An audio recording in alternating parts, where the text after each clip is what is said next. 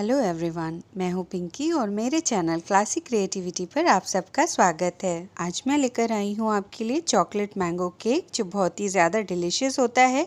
चॉकलेटी फ्लेवर के साथ ही साथ इसमें टैंगी और स्वीट फ्लेवर भी होता है, जो इसका टेस्ट को इन्हांस करता है। और बनाना भी इसे बहुत ही ज़्यादा ईजी है और इसे हम बिना अंडे के, बिना ओवन के, बिना कंडेंस मिल्क के बनाएंगे और कोई क्रीम या फ्रॉस्टिंग की भी हमें इसमें ज़रूरत नहीं है।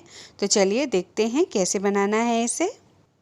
केक बनाने के लिए सबसे पहले हम बेकिंग की तैयारी करते हैं। तो यहाँ पर मैं ये कढ़ाई में बेक करूँगी केक को, और ये मेरी बेकिंग के लिए यूज़ होती है कढ़ाई। तो इसमें मैंने ये नमक डाल दिया है। ये हमेशा मैं नमक यूज़ करती हूँ, इसलिए इस कलर का आपको दिख रहा होगा। तो इसे हम अच्छे से फैला देते हैं और इस पर हम रख देंगे इस तरह का एक स्टैंड। अगर आपके पास स्टैंड नहीं हो तो आप कोई कटोरी या प्लेट भी रख सकते हैं, बस नमक से उसे ऊंचा होना चाहिए। और इसे ढककर हम प्रीहीट होने देते हैं लो फ्लेम पर 10 मिनट के लिए। केक बेक करने के लिए मैंने ये टिन लिया है और इसे हम ऑयल से अच्छे से ग्रीस कर देते हैं। आप कोई भी कटोरा या टिफ़िन ले सकते हैं, जो भी आपके पास अवेलेबल हो। और इस पर अब मैं ये बटर पेपर लगा रही हूँ। अगर आपके पास बटर पेपर नहीं हो तो आप थोड़ा सा मैदा भी डालकर उसको चारों तरफ डस्ट कर लें और जो एक्सेस हो उसे हटा दें। मैंने पहले कई केक बेक किए हैं, उसमें मैंने मैदे से ही डस्टिंग की है। तो इस तरह से आप कर सकते हैं। और पेपर लगाने के बाद भी हम चारों तरफ अच्छे से ऑयलिंग कर देते हैं।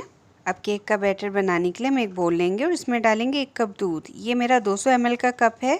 और इसके साथ ही हम इसमें डाल देंगे 1 टेबलस्पून विनेगर और इसे अच्छे से हम चला देते हैं। ये वाइट विनेगर है। और मिक्स करके 5 मिनट के लिए ढककर हम इसे रख देंगे ताकि हमारा कर्ड मिल्क रेडी हो जाए। 5 मिनट बाद हम अपने दूध को चेक करते हैं। तो ये देखिए हमारा दूध अच्छे से फट गया है। तो हमें ऐसा ही दूध चाहिए होता है केक बनाने के लिए, कर्ड मिल्क बोलते हैं इसे। और अब इसके ऊपर हम रखेंगे एक छन्नी और इसमें हम डालेंगे 1 कप पिसी हुई शक्कर।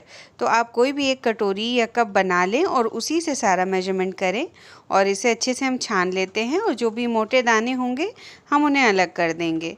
अब इसके बाद हम इसे अच्छे से मिक्स कर लेते हैं। अब मिक्स करने के बाद हम इसमें डालेंगे 1/2 कप ऑयल। तो आप कोई भी रिफाइंड ऑयल यूज़ कर सकते हैं या बटर यूज़ कर सकते हैं। मैंने यहाँ पर सनफ्लावर रिफाइंड ऑयल का यूज़ किया है। इसके साथ ही हम डालेंगे 1/2 टीस्पून वनीला एसेंस।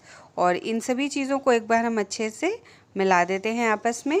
मिक्स करने के बाद अब हम इसके ऊपर रखेंगे एक छन्नी और इसमें हम डालेंगे 1.5 कप मैदा। तो मैदे की जगह आप आटा भी यूज़ कर सकते हैं। तो 1.5 कप मैदा डाल दिया है मैंने। और इसके साथ ही हम डालेंगे 2 tablespoon cocoa powder, 1 teaspoon coffee बिल्कुल ऑप्शनल है। मुझे इसका टेस्ट अच्छा लगता है चॉकलेट केक में, इसलिए मैं डालती हूँ। आप चाहें तो स्किप कर सकते हैं, इसके बिना भी केक अच्छा बनेगा। इसके साथ ही हम डाल देंगे 1 टीस्पून बेकिंग पाउडर और 1/2 टीस्पून बेकिंग सोडा। और ये सारी चीज़ें डालकर हम अच्छे से इनको छान लेते हैं। छानने के बाद ये जो नीचे रह जाता है ना, इसे भी हम चम्मच से निकाल कर अच्छे से छान लेते हैं। तो अब हम इसे मिक्स करेंगे अच्छे से, किसी भी चम्मच से या विस्कर से आप इसे मिक्स कर सकते हैं। तो इस तरह से इसे हम धीरे धीरे मिक्स करेंगे। और अब बिल्कुल अच्छे से मिक्स हो जाने के बाद हम विस्कर का यूज़ करेंगे स्मूथ बैटर बनाने के लिए। तो इसे अच्छे से फेंटेंगे हम ताकि स्मूथ बैटर हमारा रेडी हो जाए। तो ये देखिए विस्कर से मैंने अच्छे से फेंट लिया इसे और ये देखिए कितना अच्छा बैटर हमारा बन गया है। तो जब हम विस्कर को उठाते हैं ना और ये जो धार गिरती है तो ये टूटनी नहीं चाहिए और एक लेस जैसी गिरनी चाहिए हमारे बैटर की। तो इसका मतलब होता है कि हमारा बैटर बिल्कुल परफेक्ट है केक बेक करने के लिए। ये देखिए, तो इस तरह से आप बना लें इस बैटर को। और अब हम इसे ट्रांसफ़र कर देते हैं अपने बेकिंग मोल्ड में। और अब इसे हम 2-3 बार अच्छे से टैप कर लेते हैं ताकि अगर कोई एयर बबल्स हों तो निकल जाएं।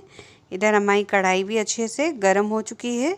तो अब ये केक टिन हम इसमें रख देते हैं और इसे ढक कर स्लो फ्लेम पर हम लगभग 40 से 45 मिनट तक इसे बेक करेंगे। जब तक हमारा केक बेक हो रहा है हम मैंगो ग्लेज़ बना लेते हैं। तो इसके लिए मैंने एक ये पैन लिया है और स्लो फ्लेम पर इसे रख दिया है। इसमें हम डालेंगे 1 कप मैंगो प्यूरी है ये, आप कोई भी आम ले सकते हैं।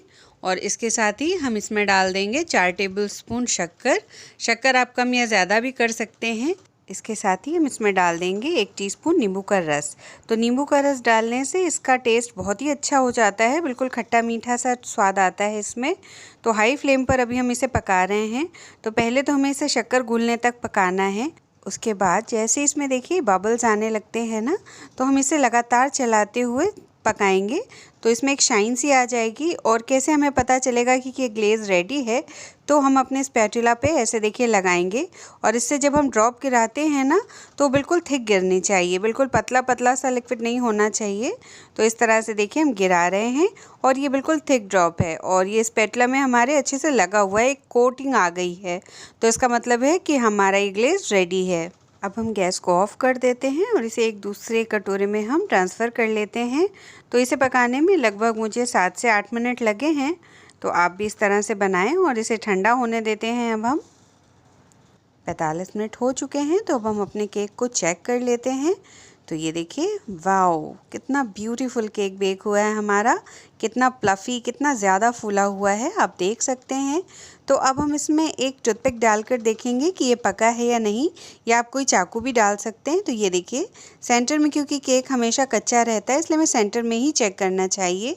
ये देखिए बिल्कुल क्लीन है, यानी कि हमारा केक अच्छे से पक गया है। तो अब हम इसे ठंडा होने देते हैं। केक हमारा अच्छे से ठंडा हो चुका है, तो अब हम इसे केक टिन से बाहर निकाल लेते हैं। तो उसके लिए पहले हम साइड से इसको स्क्रैच कर लेंगे चाकू से और फिर अब हम इसे पलट कर निकाल लेते हैं। ये देखिए हमारा बिल्कुल बढ़िया सा केक निकल आया है केक टिन से। तो इसका पेपर अब हम हटा देते हैं और मैं पास से आपको दिखाती हूँ कि इसमें कितना स्पॉन्ज है, कितना प्लफ़ी, कितना बढ़िया केक हमारा बेक हुआ है। तो आप देखिए इसे। अब हमें इस केक के पार्ट करने हैं, 2 पार्ट करेंगे हम। तो पहले इसको हम ऊपर से बराबर कर लेते हैं, बिल्कुल चाकू से काट करके इसकी स्किन को हमें एकदम से बराबर कर लेना है। और इसके बाद पहले हम एक पार्ट अलग करेंगे और उसके बाद इसकी एक स्लाइस और निकालेंगे। तो हमारे पास ये 3 स्लाइस रेडी हो गई हैं। अब हम सबसे नीचे वाली लेयर पर मैंगो ग्लेज़ लगाएंगे। इसे अच्छे से फैला लेना है हमें, जितना भी हमने ग्लेज़ बनाया है ना, ये 3 लेयर्स पर हमें लगाना है। तो उसके अकॉर्डिंग आप लगा दें जितना जितना इसमें लग सकता है। तो इस तरह से किनारे पर और सेंटर में लगाकर हम अच्छे से दबाएंगे इसे। और फिर ये एक लेयर उठाकर हम रख देते हैं इसके ऊपर और दूसरी लेयर पर भी हम इसी तरह से ग्लेज़ लगाएंगे। इसको लगाने के बाद तीसरी लेयर भी रख देते हैं जो फाइनल लेयर है हमारी। और अब जितना भी ग्लेज़ हमारे पास बचा है ना, वो हम पूरा इस पर अच्छे से स्प्रेड आउट कर देते हैं। तो ये बहुत ही ज़्यादा टेम्पटिंग लगता है खाने में, तो इसे आप बनाएं। और अगर आपको मेरा वीडियो पसंद आ रहा हो तो प्लीज़ इसे लाइक ज़रूर करिएगा। अगर चैनल पर पहली बार आए हैं तो सब्सक्राइब करें, बेल बटन ज़रूर दबाएं, जिससे आपको मेरे आने वाले वीडियोस के नोटिफिकेशन मिलते रहें। और कोई रेसिपी अगर आप चाहते हैं कि मैं आपके लिए शेयर करूं तो कमेंट सेक्शन में बताइएगा, मैं ज़रूर शेयर करूंगी। ग्लेज़ अच्छे से लगा दिया है मैंने और अब इसे साइड साइड पर मैं चॉकलेट स्प्रिंकल कर रही हूँ। ये एक चॉकलेट था जिसे मैंने ग्रेट कर लिया है बारीक बारीक, इसी तरह से मैं लगा रही हूँ। तो आप चॉकलेट स्प्रिंकल्स लगा सकते हैं या कुछ भी आपको जो पसंद हो केक डेकोरेशन के लिए वो आप लगा सकते हैं। चॉकलेट लगाने के बाद अब सेंटर में मैं ये कुछ सिल्वर बॉल्स डाल रही हूँ। ये शुगर सिल्वर बॉल्स होते हैं, ये डेकोरेशन के लिए ही मिलते हैं मार्केट में केक के लिए। तो इस तरह से लगा देते हैं हम। तो ये देखिए हमारा केक कितना सुंदर लग रहा है, कितना अच्छा लग रहा है देखने में भी। तो ये जितना देखने में अच्छा है ना, उतना ही ये खाने में भी अच्छा है। तो मैं अब आपको इसे कट करके दिखाती हूँ। तो ये देखिए मेरे कट करने से ही आपको लग रहा होगा कि ये कितना सॉफ्ट है, स्पंजी है, कितना अच्छा केक है। पास से देखिए इसकी सारी लेयरिंग अलग दिख रही है हमारी। तो इस केक को आप एक बार ज़रूर बनाएं और कमेंट सेक्शन में मुझे बताएं कि आपको ये केक कैसा लगा। Thanks for watching.